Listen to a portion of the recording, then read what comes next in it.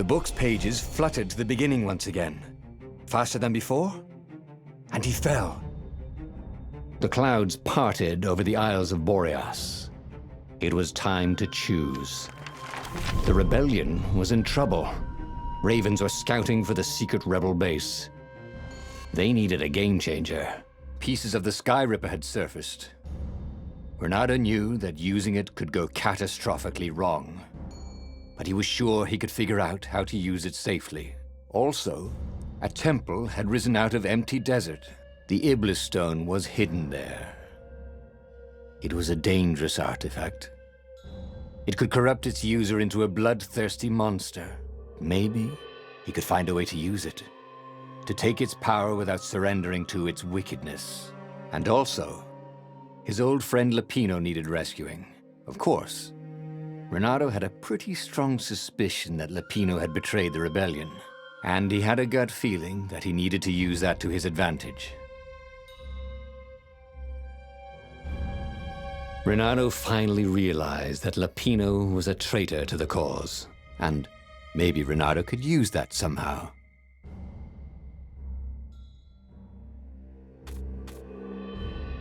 Reynardo couldn't quite put his paw on when he'd realized Lupino was working for the Empire.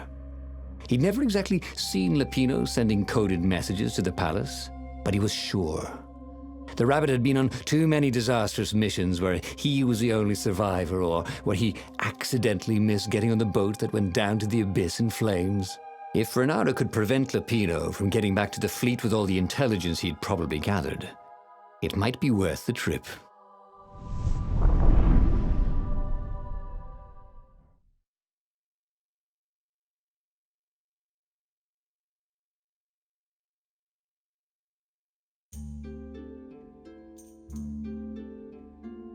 How had they come to this? They'd been on so many adventures together. Lupino had talked Reynardo out of prison at least 4 times, and Reynardo had rescued Lupino from at least 2 lynch mobs.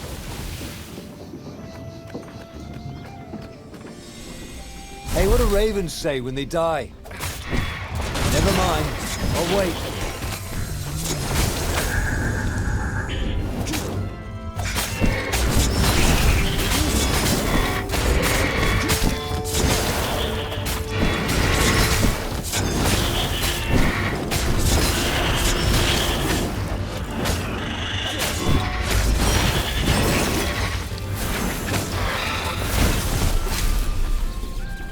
He'd always felt that the rabbit resented him.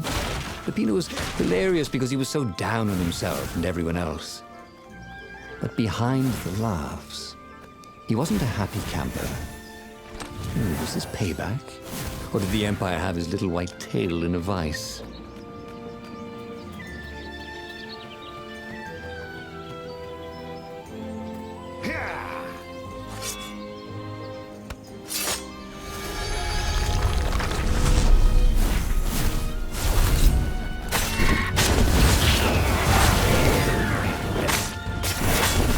Brilliant.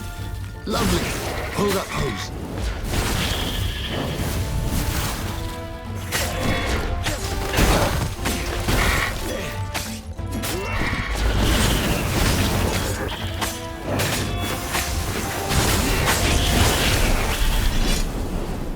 Ravens were landing everywhere from dropships. He'd better get moving. If they got to Lupino first, the rabbit would give the Empire all the intelligence he'd been stealing from the rebellion, and they'd probably give him a medal. He'd have to be very careful about how he played Lupino. At the slightest hint of danger, the mad rabbit would take off like a rabbit.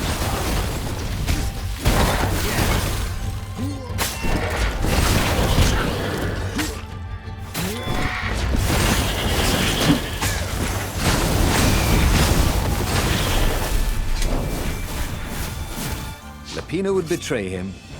The core was dangerous. Reynardo had a fleeting idea that the 2 ideas went together somehow. And then it was gone again. Damn ideas. They never stuck around when you needed them. That young beauty. Where was a bard when you needed one?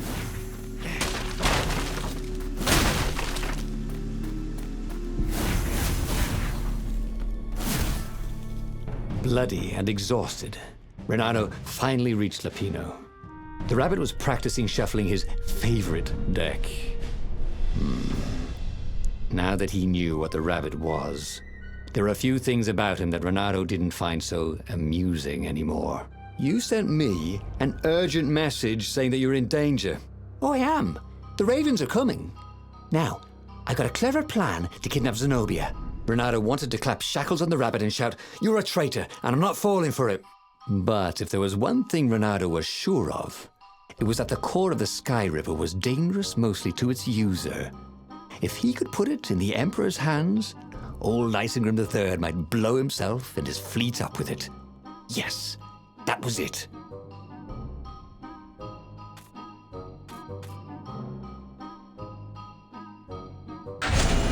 Reynardo felt like a real hero, brave and smart. He told the rabbit all about the Sky Ripper's God's Eye core.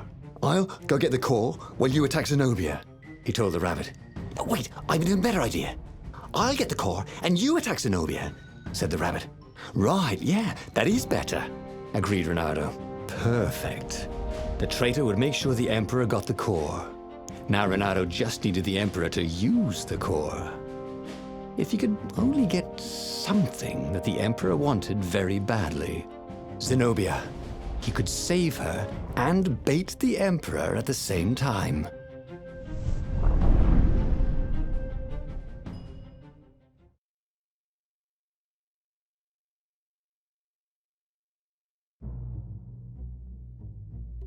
Right.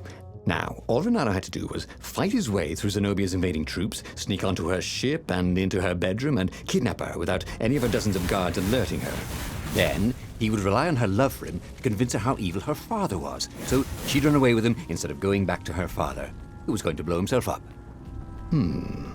It did sound a little risky. But Reynardo had a feeling it would work out somehow. It always did.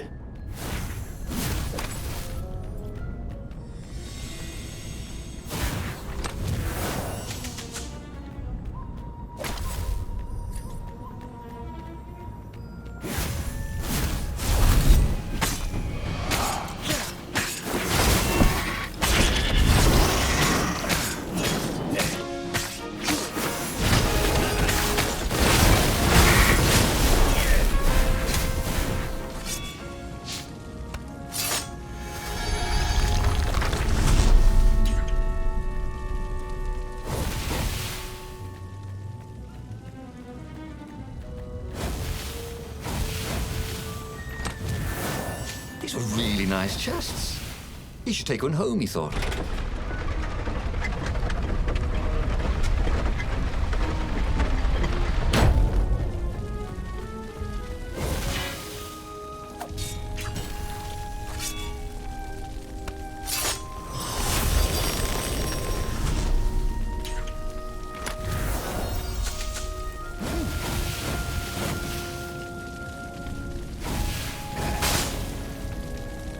Ha! Bet you never saw that coming.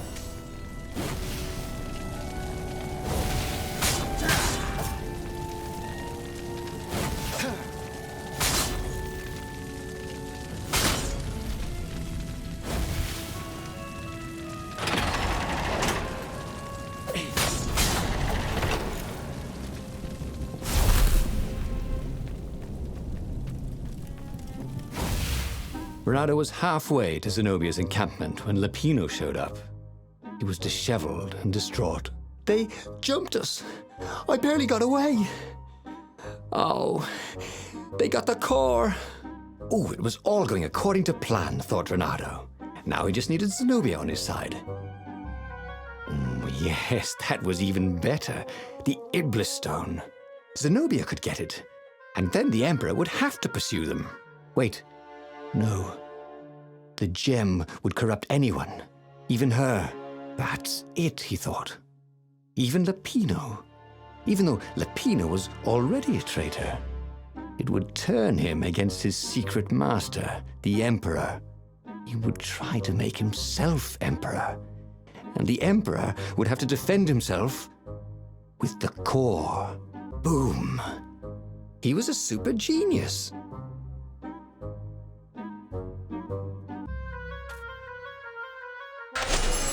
This is terrible, Reynardo told the rabbit. If only I had gone for the Iblis stone, but now it's lost in enemy territory. He handed Lupino a map. It gives the bearer so much power. We can only hope the Emperor never finds it. What was that? Said Lupino. I think someone's following us. I didn't hear anything. Rabbit ears. You go on ahead. I'll check it out. And with that, Lupino hopped off with the map.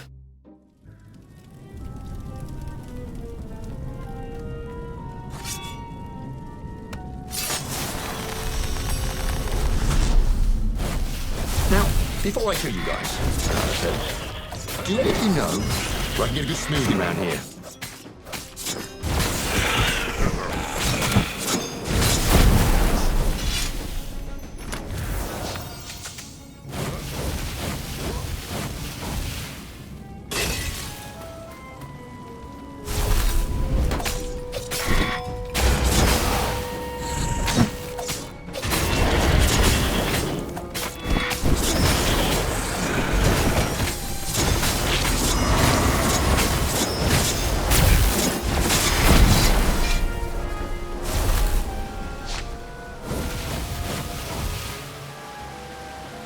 Reynardo slinked through Zenobia's ship, making no sound at all.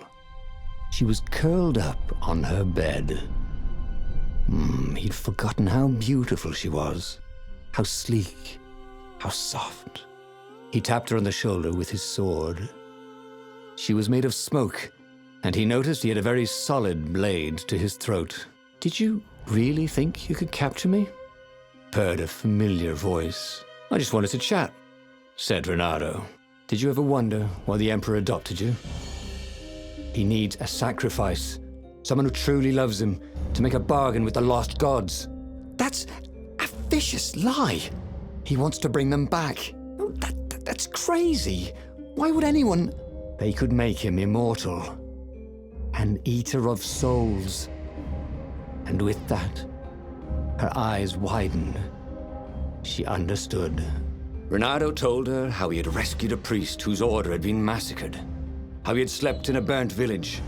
At midnight, the Emperor's victims had come to him in his dreams to tell him of the hideous eldritch rituals they'd been sacrificed in. He could still see those kittens and puppies, their wide, sad eyes, their moist noses. You can't prove that. I've got a witness at the observatory.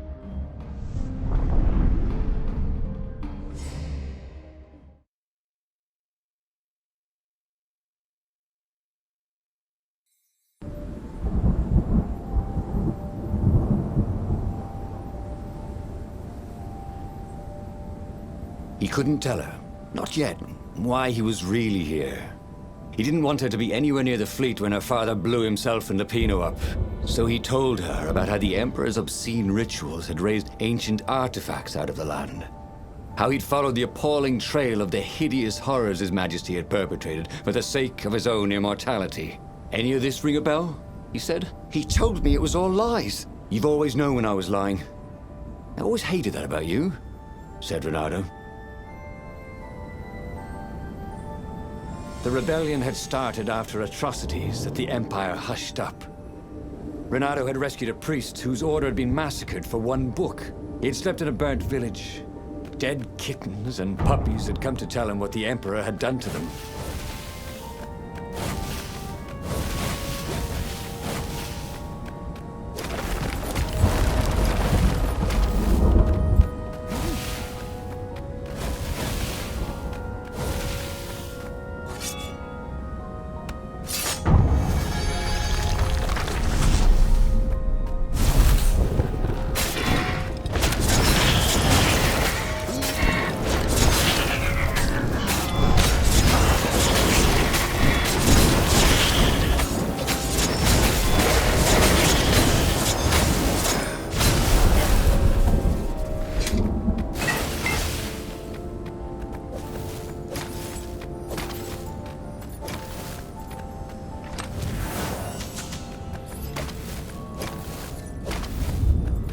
Don't you think I'd know if my father started practicing black magic? Why? Would you join in? No! I'd destroy his books and I'd Okay, you're not completely wrong. They've resurrected one of his victims. Well, look, it's not exactly alive, but it can talk. A true witness, she said.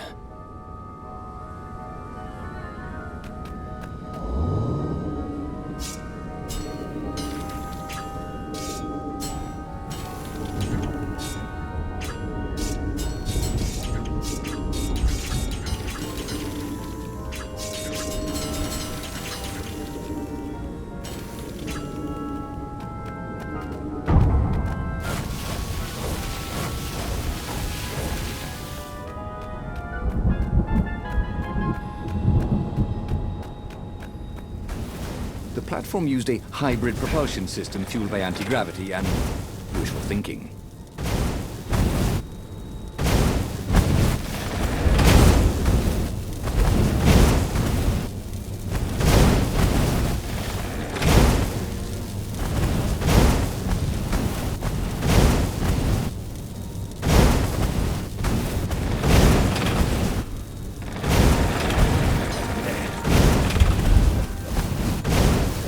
Magical energy balls, immune to the laws of gravity.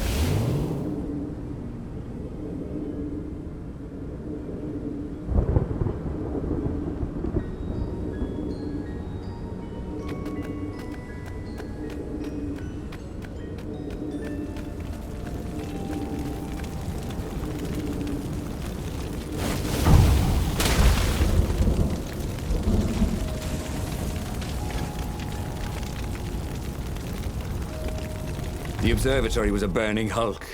Dead scientists and black feathers everywhere. The Ravens had taken special care to burn the reanimated witness to cinders. Zenobia stared at the carnage. He didn't want me to hear the witness, did he? I guess not. What's your plan? She asked. So, Reynardo explained his brilliant gambit. Sending Lapino to get the Iblis Stone, become super powerful and corrupted, provoke the Emperor into using the core against him, thus blowing up both of them, and hopefully the fleet too. Let me visit your council, she said, shaken. I want to help. Could he really trust her?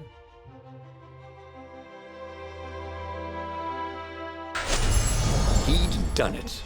He'd made Zenobia see how evil her father really was. He wished she didn't feel this urge to join in the rebellion.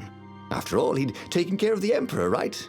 Yeah, but she'd always been conscientious like that. She told him she had to go somewhere first. So Reynardo gave her the location of the secret base, and they agreed to meet in the ruins. He had a very good feeling about this.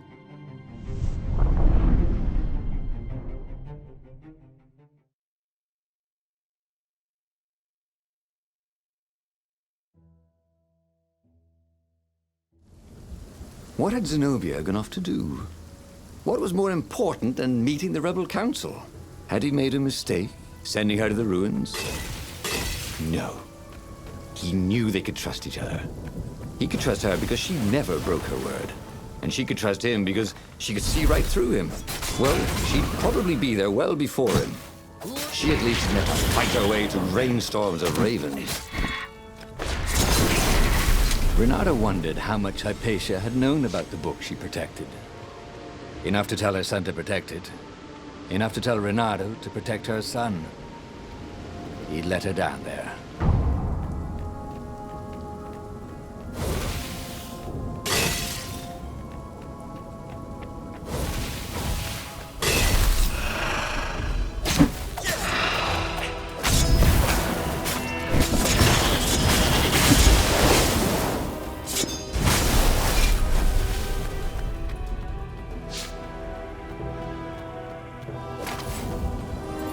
It was time for him to learn something new. He felt bad for people who had to study.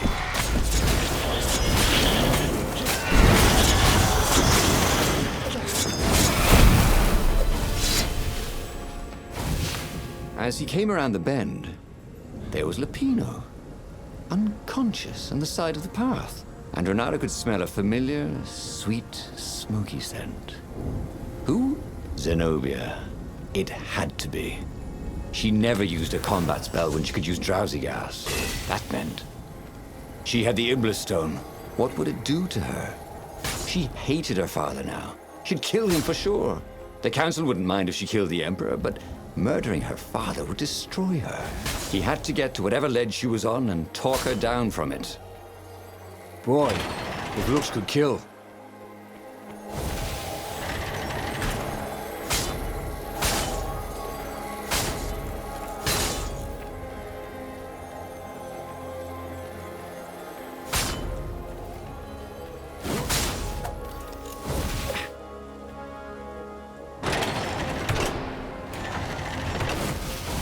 Long stairs. So he was close to the rebel base. Nothing was on fire. So far, so good.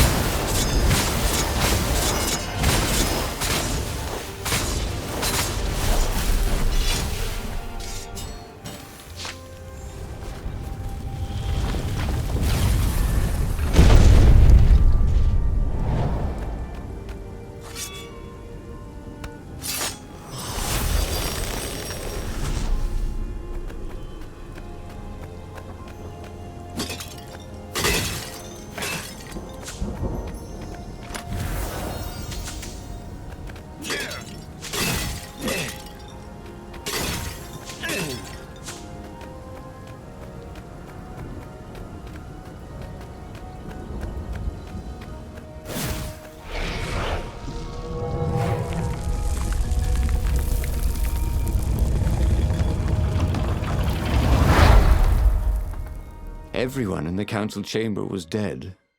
Zenobia stood shivering in the courtyard, drenched in blood. Why? He managed. They started arguing with me. I lost my temper and I wanted their blood. Well, not me. The stone did. Why did you take it from Lupino? I had a plan. You had a stupid plan, she said. I'm going to go kill my father now. No, you can't. You'll just take his place. You'll become worse than him. Get out of my way, or I'll kill you too.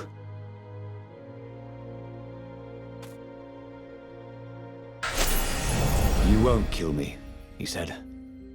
And I won't let you kill the Emperor. Enraged, she raised the sword. You hate him too? He could sense the Iblis Stone, yearning for his death. But she didn't strike. If you kill him, he'll destroy you. I know you. Shut up! She shouted, her sword trembling.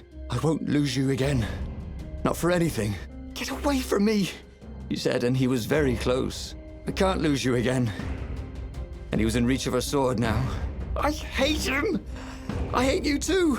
I love you, he said for the very first time. And then she was weeping. He was holding her. The sword had dropped from her hand. He glanced at the Iblis Stone. It was no longer the black of the void. It looked like coal. No. It glowed, like a cinder. It was crackling, burning, crumbling into ashes. You've always loved me, haven't you? She said. She was weak. The stone had taken so much from her. Always, he said. She staggered as he helped her up. Let me take you away. Where? The island of Avalon. The sisters will heal you. He'll follow us. Then we need the Farfarer, the fastest ship in the Empire.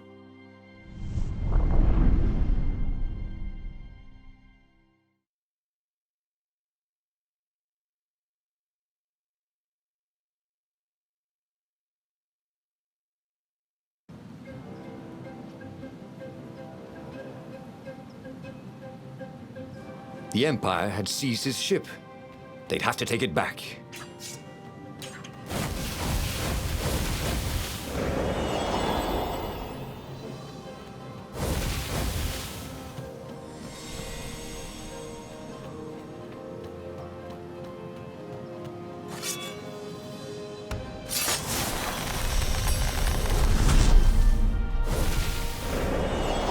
there it was again.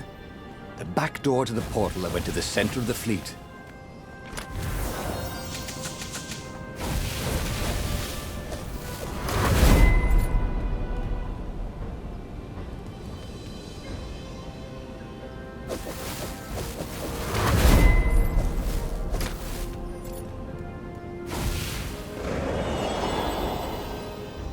And there it was, his beautiful skycraft, the Farfarer.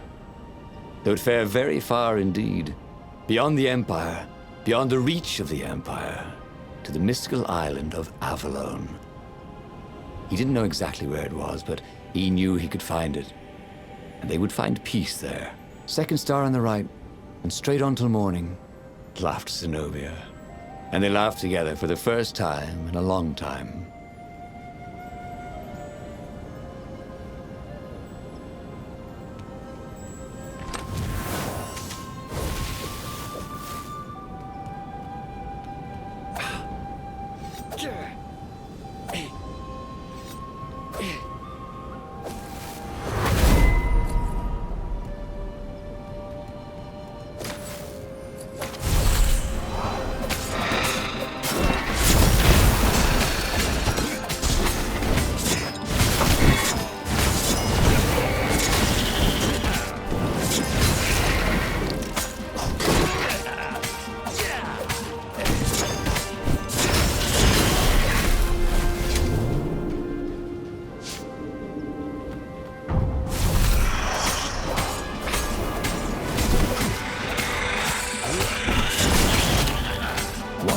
Raven can't fly. Well, Reynardo.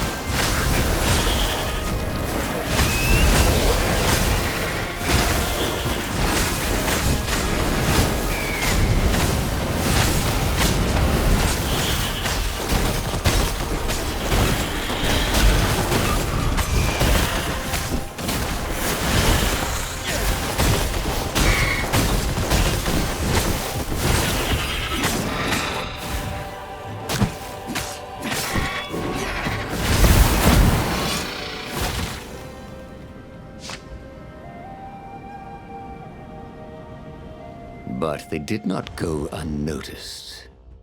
Scout ships lifted off, and the long lance of the Imperial flagship. Reynardo turned downwind to gain speed. The Raven ships could pursue, but they couldn't close. The Farspeaker croaked, "Return her and live!" "Go sacrifice yourself," yelled Reynardo. "Then you won't have her either." On the flagship, the Emperor was readying some arcane weapon. It couldn't be. It was the core. A devastating beam lanced out of the flagship. Reynardo zigzagged wildly to keep the Farfarer out of it. Now the Raven scout ships were closing the distance, and the beam was getting closer too.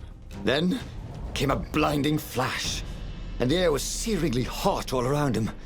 There was a thunderous, deafening roar. He could smell burnt oak and burnt feathers and burnt flesh. But when he could hear and see again, they were alive and unhurt. And they were alone in the sky. Zenobia embraced him. They had done it. Through luck and through love, they had won the war. "Avalon, here we come," he said as he held her arms wide in the prow of the boat and let her feel its speed.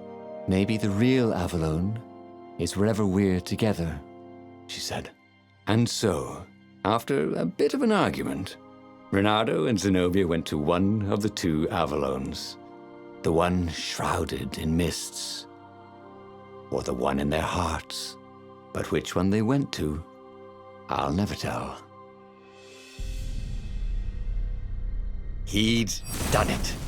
He'd forged his own destiny. Well, he hadn't actually done it. But he knew what he would do. Reynardo smiled at the book. He practically wanted to kiss it. The kid's sacrifice hadn't been in vain. He'd saved the book and saved the world.